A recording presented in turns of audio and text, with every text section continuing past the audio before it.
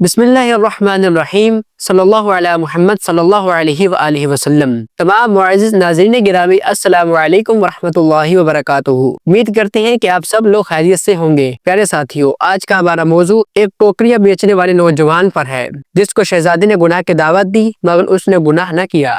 سیدنا ابو عبداللہ بلخی رحمۃ اللہ القوی فرماتے ہیں، بنی اسرائیل میں ایک نہایت پاک باز سن و جمیل نوجوان تھا جس کے حسن کی مثال نہ تھی۔ وہ ٹوکریاں بنا کر بیچا کرتا تھا، اسی طرح اس کی گزر بسر زندگی ہو رہی تھی۔ ایک روز وہ ٹوکریاں بیچتا ہوا شاہی محل کے قریب سے گزرا۔ ایک خادمہ کی اس نوجوان پر نظر پڑی تو وہ فوراً شہزادی کے پاس گئی اور اسے بتایا کہ باہر ایک نوجوان ٹوکریاں بیچ رہا ہے۔ وہ اتنا خوبصورت ہے کہ میں نے آج تک ایسا خوبصورت نوجوان نہیں دیکھا۔ یہ سن کر شہزادی نے کہا، اسے میرے پاس بلا لاؤ۔ خادمہ باہر گئی اور نوجوان سے کہا کہ اندر آ جاؤ۔ نوجوان سمجھا شاید انہیں ٹوکریاں چاہیے، بس وہ اس کے ساتھ محل میں داخل ہو گیا۔ وہ اسے ایک کمرے میں لے گئی۔ جیسے ہی وہ کمرے میں داخل ہوا، اس خادمہ نے دروازہ بند کر دیا، پھر اسے دوسرے کمرے میں لے گئی اور اسی طرح اس کا دروازہ بھی بند کر دیا۔ جب وہ تیسرے کمرے میں پہنچا تو اس کے سامنے ایک خوبصورت نوجوان شہزادی موجود تھی۔ اس نے اپنا نقاب اٹھایا ہوا تھا اور سینہ بھی ظاہر تھا۔ جب نوجوان نے شہزادی کو اس حالت میں دیکھا تو کہنے لگا، جو چیز تم نے خریدنی ہے جلدی سے خرید لو۔ شہزادی نے کہنے لگی، میں نے تجھے کوئی چیز خریدنے کے لیے نہیں بلایا، بلکہ میں تو تجھ سے قرب چاہتی ہوں اور اپنی خواہش کی تسکین چاہتی ہوں۔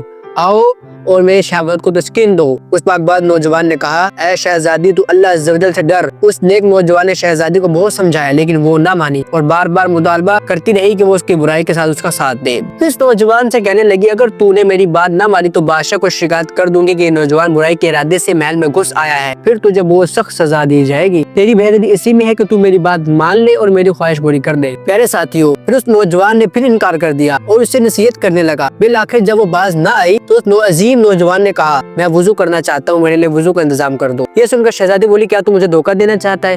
پھر اس نے خادمہ سے کہا، اس کے لیے محل کی چھت پر وضو کا برتن لے جاؤ تاکہ یہ فرار نہ ہو سکے۔ چنانچہ اس نوجوان کو چھت پر لے جایا گیا۔ محل کی چھت سطح زمین سے تقریباً 40 گز اونچی تھی، جسے چھلانگ لگانا موت کو دعوت دینے کے مترادف تھا۔ جب نوجوان چھت پر پہنچ گیا تو اس نے اپنے پاک پروردگار عز و جل کی بارگاہ میں عرض کی، اے اللہ عز و جل، مجھے تیری نافرمانی پر مجبور کیا جا رہا ہے اور میں اس برائی سے بچنا چاہتا ہوں۔ مجھے یہ تو منظور ہے کہ اپنے آپ کو اس بلند و بالا چھت سے نیچے گرا دوں، لیکن یہ پسند نہیں کہ میں تیری نافرمانی کروں۔ چنانچہ اس نے بسم اللہ شریف پڑھ کر چھت سے چھلانگ لگا دی۔ اللہ عز و جل نے ایک فرشتے کو بھیجا جس نے اس نوجوان کو بازو سے پکڑا اور زمین پر بڑے سکون سے اتار دیا اور اسے کسی قسم کی تکلیف نہ ہوئی۔ نوجوان نے اللہ عز و جل کی بارگاہ میں عرض کی، اے میرے پاک پروردگار عز و جل، اگر تو چاہے تو مجھے ان ٹوکریوں کی تجارت کے بغیر بھی رزق عطا فرما سکتا ہے۔ اے میرے پروردگار عز و جل، مجھے اس تجارت سے بے نیاز کر دے۔ جب اس نے یہ دعا کی تو اللہ رب العزت نے اس کی طرف ایک بوری بھیجی جو سونے سے بھری ہوئی تھی۔ اس نے بوری سے سونا بھرنا شروع کر دیا یہاں تک کہ اس کی چادر بھر گئی۔ پھر اس عظیم نوجوان نے اللہ عز و جل کی بارگاہ میں عرض کی، اے اللہ عز و جل، اگر یہ اسی رزق کا حصہ ہے جو مجھے دنیا میں ملنا تھا